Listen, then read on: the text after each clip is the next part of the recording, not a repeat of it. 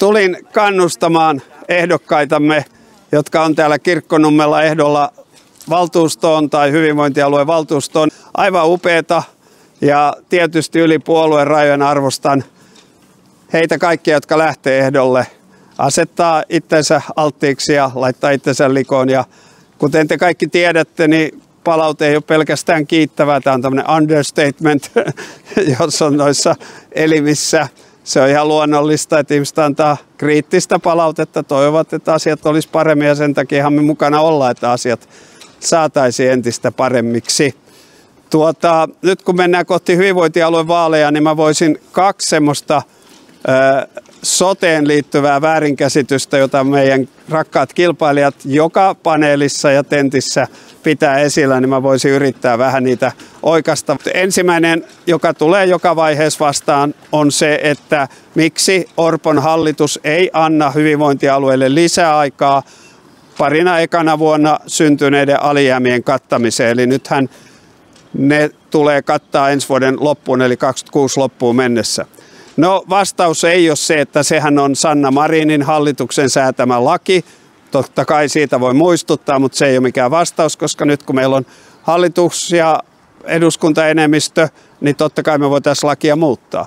Mutta vastaus on siis se, että kun monet hyvinvointialueet, tietääkseni myös Länsi-Uusimaa, on tekemässä paljon sellaisia uudistuksia, joilla ovat pääsemässä tavoittelemassa sitä, että 2026 loppuun mennessä olisi nämä alkuvuosien alijäämät katettu. Siis useat hyvinvointialueethan tekee plussaa tänä vuonna ja ensi vuonna, mutta esimerkiksi Länsi-Uusimaa ilmeisesti sen verran, että pystyisi kattamaan ne alijäämät. Niin me ei haluta säätämällä lailla esimerkiksi 2 vuoden lisäaikan, niin me ei haluta sitä viestiä antaa kaikille hyvinvointialueille, että nyt voitte hidastaa tahtia, että jos teillä on joku uudistus tekeillä, niin nyt tuli 2 vuotta lisäaikaa, mennään vanhoilla ja ei tarvitse, vähän hanskat tippuu, koska se maksaa satoja miljoonia yhteensä. Eli kaikilla hyvinvointialueilla tehdään uudistuksia, joilla halutaan viedä toimintoja eteenpäin. Totta kai sellaisia, että mielellään ja mieluiten, että asiakas kiittää ja lompakko kiittää, että ne on sekä asiakkaan, potilaan kannalta hyviä ja myös talouden kannalta hyviä. Niin ei me haluta viestiä, että voitte vähän hitaammin. Se on niin kuin syy, että rahaa ei ole. Satoja miljoonia, okei, ei edelliselläkään hallituksella rahaa ollut, mutta ne luuli, että oli, koska niillä ei ollut mitään esteä ottaa velkaa, mutta nyt ei vaan voida loputtomasti velkaa vauhtia jatkaa entisellä. Velkaantuminen tulee jatkumaan valitettavasti. Tai toinen tähän liittyvä asia on tietysti se, niin ne hyvinvointialueet, jotka ei todella pääse siihen tavoitteeseen, esimerkiksi Keski-Suomi, missä olin, ja Etelä-Karjala ja muita, niin ne käytännössä saa lisäaikaa. Eli sitten tulee tämmöinen arviointimenettely, jossa totta kai myös päätösvaltaa vähennetään ja menee STM:lle ja VM:lle ja muuta, mutta siinä arviointimenettelyssä niin saavat sitten lisäaikaa ja siinä sitten yhdessä valtio katsoo näiden kanssa, että no okei, mitä te olette tehnyt, mitä te ette ole tehnyt, mitä te voisi tehdä. Parhaita käytäntöjä tietysti yritetään mahdollisimman vahvasti levittää muutenkin, mutta varsinkin sitten siinä sanoo, että hei, ootteko huomannut, tuolla on tämmöinen, miksei teillä ole. Ja tätä kautta sitten ne käytännössä saa lisäaikaa, jotka tämän arviointimenettelyn puitteissa on mukana. No toinen ehkä vielä yleisempi väite on sitten se, että me niin kun lapioidaan rahaa täältä hyvinvointialueelta Kela-korvausten muodossa niille potilaille ja asiakkaille, jotka käyttää yksityissektoria tai niin kuin he sanoo yksityiselle terveysbisnekselle. Että täältä valtavasti rahaa tänne. Se ei ole totta. Jos katsotaan pelkkiä lukuja, niin tällä puolen siis hyvinvointialueet saa 4 vuodessa yhteensä yli 100 miljardia. Kela-korvauksia laittaa veronmaksajien rahaa 4 vuodessa yhteensä, siis ei vuositasolla, vaan 4 vuodessa yhteensä 335 miljoonaa. Siis 100 miljardia tänne, 335 miljoonaa tänne ja pelkästään tänä vuonna 2025 hyvinvointialueelle tulee 2,2 miljardia lisää rahaa. Ja sehän jää pohjiin, niin ensi vuonna tulee miljardi lisää ja myös seuraavana. Eli ei siirretä täältä tänne. No se on totta, että totta kai täällä hyvinvointialueilla on taloudellisia haasteita ja joutuvat toimintoja kehittämään myös niin kuin etsimään säästöjä ja tehokkaampia tai tuottavampia tapoja viedä asioita eteenpäin. Ja vielä mä sen sanon, että totta kai se on ihan oikein, että hyvinvointialueet saa massiivisesti enemmän kuin minne Kela-korvauksia menee, koska täällähän tämä meidän sosiaali- ja terveyspalvelujen ja pelastuspalvelun järjestämisvastuu on. Siis järjestäminen. Tuottaminen, niin kuin tiedätte, voi olla joku säätiö, jolta ostaa vanhusten hoivapaikkoja tai muuta, mutta se on ihan oikein, että tänne menee siis aivan valtavasti enemmän. Mutta mitä me tehdään näillä Kela-korvauksilla? Niin no ensin me korotettiin kautta linjan ja ajateltiin, että se lyhentää jonoja tänne. No näin ei itse asiassa käynyt, se ei mun mielestä ollut kaikkein järkevin päätös ja sen jälkeen me on muutettu sitä. Eli nyt me palautetaan hedelmöityshoidot ja sitten 1. toukokuuta tietyt alat, missä on selvää saatavuuden tai on selvää niin kuin pullonkaulaa tänne julkiselle puolelle erityisesti, niin siinä on gynekologit, silmälääkärit, fysioterapeutit, ja suun terveyteen liittyviä juttuja, niin siinä tuntuvasti korotetaan.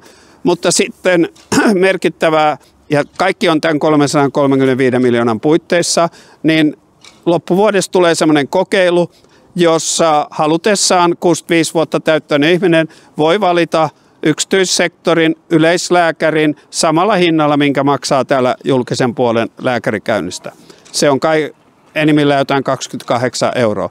Ja tässä tietysti kokeilussa on ensinnäkin tietysti tavoitteena se, että jos yli 65-vuotiaat valitsee näin, niin täällä ihmiset pääsee nopeammin lääkäriin. Sitten tässä totta kai on tarkoitus se, että 65-vuotiaat pääsee nopeammin halutessa. Että jos ihminen kokee, että nyt on joku juttu, mä haluan tähän nopeasti lääkärin arvion, niin hän pääsee lääkäriin käytännössä päivässä tai 2, jos ja kun tätä yksityissektorin tarjontaa on. Se, mikä on tärkeää, on se, että tänne tulee myös hintakatto. Niin me ei haluta, että kun me tuntuvasti 65 vuotta täyttäneiden niin kuin terveyspalveluita veronmaksajien rahoilla tuetaan, niin me ei haluta, että se menee alan yritysten niin kuin voittoihin, vaan me halutaan, että se potilas siitä hyötyy ja veronmaksaja ei maksa tarpeettomasti. Ja tämän kokeilun, niin kuin tämä on kokeilu, että ei se ole ongelmaton asia, paljon pohditaan sitä hoidon jatkuvuutta, paljon pohditaan sitä, että ei ole tarkoitus täältä siirtyä lääkärit tänne. 2 vuoden kokeilusta nähdään, mitä hyviä puolia, mitä huonoja, jatketaanko korjattuna, eikö jatketa, sitten on jo uusi hallituskin ja muuta. Mutta tämmöinen askel me tehdään, ihmiset saa valita täältä lääkärinsä ja niin edelleen, niin saa nähdä, että tähän me nyt mennään ja uskotaan, että tämä esimerkiksi lyhentää jonoa täällä. Mä jossain puheessa sanoin, että lyhentää 65 vuotta täyttäneiden jonoa tänne julkiselle puolelle, mutta kyllä se lyhentää myös alle 65-vuotiaiden jonoa tänne, että tämä on. No ihan lopuksi, mistä eduskunnassa nyt vängätään? 2 saakka torstai-yönä, 2 saakka keskiviikko-yönä, siis keskiviikko-torstai vasta yönä ja tiistaina jatkuu. Ja kyse on siitä, että meidän ystävät kilpailijat väittää, että hallituksella on olemassa 100 miljoonan euron sosiaalihuollon niin kuin säästöt, joita ei vaan kerrota. Ja faktahan on se, että niitä säästöjä ei ole olemassa, ei ole päätettynä. Ja että on kuulemma joku salainen paperi, no ei ollut, sekä ei ollut salainen. Ja siinä on niin kuin yleistasoisesti kerrottu siitä, että kun sosiaalihuoltolakia uudistetaan, ja puhutaan siis 10 miljardista koko potista, niin siellä tiettyjä normeja kehittämällä, toimintoja kehittämällä tavoitellaan 100 miljoonan euron säästöä vuositasolla vuonna 2028. Ja ei ole mitään piilotettua paperia, jota ei anneta, vaan se on annettu. Ja enempää ei ole. Ja enempää ei ole päätetty. Ja aivan turha on tämä demaritten show, mitä ne tuolla pyörittää. Ymmärrän tietysti, kun vaalit on käsillä, niin tämmöistä pyörittää, mutta ei ole. Se 100 miljoonaa meinataan etsiä, 50 miljoonaa 2027 ja toinen 50 2028, eli puhutaan vuositasolla. Ja sitten olisi tarkoitus, että se olisi sitä eteenpäin tämä 100 miljoonaa vähemmän siinä sosiaalihuoltolain 10 miljardissa kuin mitä nyt on. Ja 28han taas on jo uusi hallitus, niin luuletteko, että demarit peruuttaa se? Ei varmaan peruta, vaikka olisi hallituksessa. Eli onhan me nähty, että ne haukkuu kaikkia säästöjä. Esimerkiksi Kela-korvauksissa, kun me nostettiin gynekologeille ja silmälääkäreille, ne äänestivät sen puolesta. Haukuttuaan 2 vuotta. Sanottuaan 2 vuotta, että kaikki menee terveysbisnekseen. Tavallinen ihminen ei hyödy mitään. Lindtmanilta kysyttiin mediasta, että miksi te äänestitte nyt Kela-korvausten korottamisen puolesta. No joo, että kyllä me halutaan auttaa, että ihmiset pääsee niin kuin gynekologille tarvittaessa. Mä sanoin, ai mitä, että auttaako nämä tavalliset ihmiset, että näidenhän piti mennä kaikki vaan terveysbisnekseen. No sitten ihan lopuksi. Ja vielä näistä sosiaalihuoltolaista, että mihin menee, että tuolla päätti, että digitalisaatiota hyödynnetään, vammaispalvelulakia täsmennetään ja sitten lastensuojeluun tehdään tietty muutos. Niin, että jos digitalisaatiota hyödynnetään niin kuin kotihoidossa, niin eihän me lähdetä sinne mitään robotteja, mutta hyvinvointialueet päättää, että miten ne sitten hyödyntää. Jossain on tehty näin, ne katsoo, hei tuolla on otettu tämmöisiä parhaita käytäntöjä, otetaan mekin ja muuta. Mitä me päätettiin? Esimerkiksi vammaispalvelulaki viimeksi äsken Hangossa, niin jouduin niin kuin altavastaajaksi, kun ihminen tuli tiukkana, että te leikkaatte vammaisilta. Me tehdään sellainen muutos vammaispalvelulakiin, jota Marinin hallitus ajoi, mutta ei saanut läpi, se kaatui perustuslakivaliokuntaan. Eli kyse on siitä, että ne laittoi suoraan, ehdotti ikärajaa, tai tavoitteli siis sitä samaa, että vammaispalvelulaki on vammaisten ihmisten erityislaki, ja se, että iän myötä tulee kuulohuoneinen näköhuone 95-vuotiaalla, vaikka liikkuminen huoneen, ei se tee ihmistä vammaista. Et vanhusten hoiva kuuluu sosiaalihuoltolain piiriin ja vammaispalvelulaki on vammaisille tarttu. Tämä rajaus, tätä yritti Marinin hallitus. Perustuslakivaliokunta ei hyväksynyt. Voin puhua teille 2 vuorokautta perustuslakivaliokunnan tulkinnoista, mutta nyt ei täällä ole aikaa siihen, niin ei hyväksynyt. No nyt sitä sitten muuten, siis vammaispalvelulaki toi lisää rahaa vammaispalveluille. Tästä se 20 milliä, joka tuli sen takia, että tätä rajausta nyt ei sitten saatu tehtyä, niin nyt se rajaus tehdään. Ei suoraan ikärajana, vaan ideana, että semmoista elämänvaiheeseen kuuluvaa niin kuin muutosta ihmisessä ei tee ihmiset vammaista. Lastensuojelu.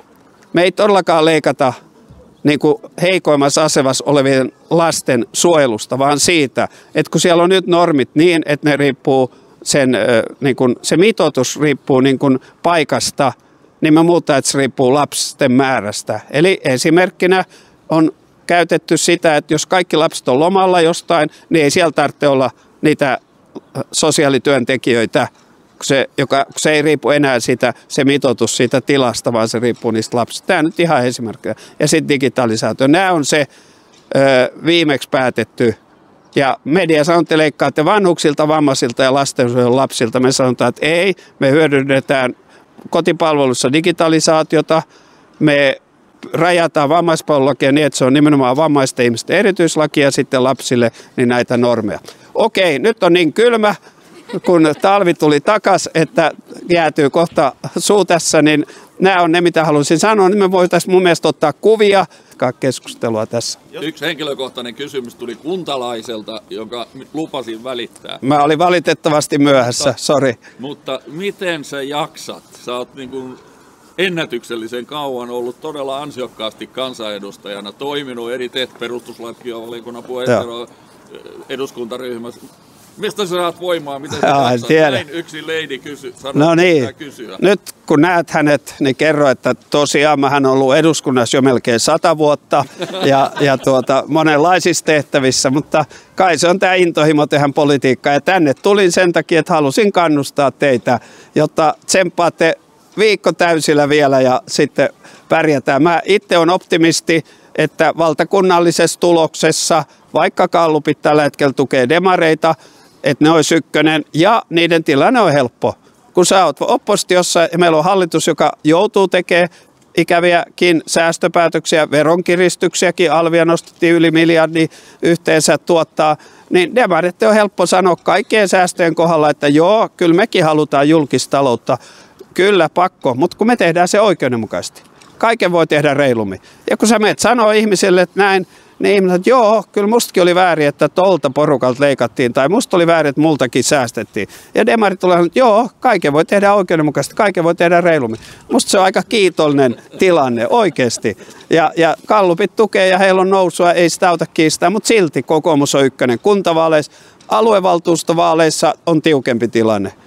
Ja katsotaan se. Sitten Helsingissä sanotaan, että demarit ohittaa vihreät. Se on aivan varma. Siis näin käy. Vihreät on ollut kakkonen. Olisiko nyt 20 vuotta melkein. Demarit menee kakkoseksi, tai siis menee ohi. Ja mä uskon, että jäävät kakkoseksi. Eli me pidetään paikkamme. Me mentiin demareiden ohi suurimmaksi Helsingissä vuonna 1976. Ja sehän johtui siitä, että mä olin silloin ehdolla. Joo. Just näin. Ja silloin me mentiin niiden ohi.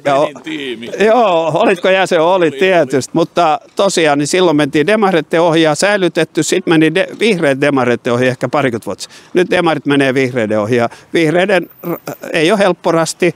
Helsingissä vasemmistoliitto pärjää aika hyvin. Eli tuolla niin kuin vasemmalla niin ne on onnistunut esimerkiksi vihreiltä kannatusta tuolla, sanotaan yliopistopiireissä ja tuolla, niin siirtämään vihreiltä itselleen. Mä en ymmärrä, kun mediassa tutkijat, poliitikot, media puhuu usein, että vasemmisto, eli demarit ja vasemmisto ja vihreät.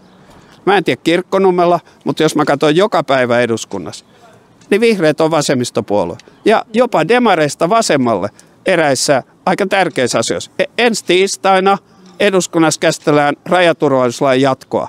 Tiedätte tämän lain, jotta jos tilanne tulee päälle, se otetaan käyttöön ja voidaan estää ihmisiä pääsemästä turvapaikkaprosessiin. Eduskunnasta vastustaa 2 puoluetta, vasemmisto ja vihreät. Jotkut demarit, yksittäiset. Miksi sanotaan, että vasemmistopuolueet ja vihreät? Vihreät on vasemmistopuolue. Hyvinvointialueiden verotusoikeus. Ketkä kannattaa? Vasemmistoliitto ja vihreät. Ja niin edelleen. Et ei kai tänään vuonna 2025 selitys voi olla se, että demarit ja vasemmistoliitto on Suomen työväenpuolue, joka perustui 1899. Ne on sen jälkeläisiä. Ei kai se voi olla syy, että vihreät, jotka on perustettu paljon myöhemmin, ne ei voi olla vasemmistopuolue. Tai ei kai se voi olla syy, että vihreät ei ole kannattanut sosialismia missään vaiheessa. Demarit on kannattanut, vasemmistoliiton edeltäjät. Mä en tiedä, kannattaako vasemmistoliitto tänään sosialismia, tiedäksä? Mä en tiedä. No, Kontula on sanonut, että se on kommunisti, mutta muista en tiedä. Niin ei kai se voi tehdä vihreistä vähemmän vasemmistopuoluetta kuin demarit, että demarit on historiassaan kannattanut sosialismia, vihreät ei. Jos katsotte vaalikonevastauksia ja media kertoo niistä, niin kyllä vihreät on siellä vasemmassa alakulmassa ja niin edelleen. All right. Hei, Raiko, aplodit. Kiitos. Ja sulle.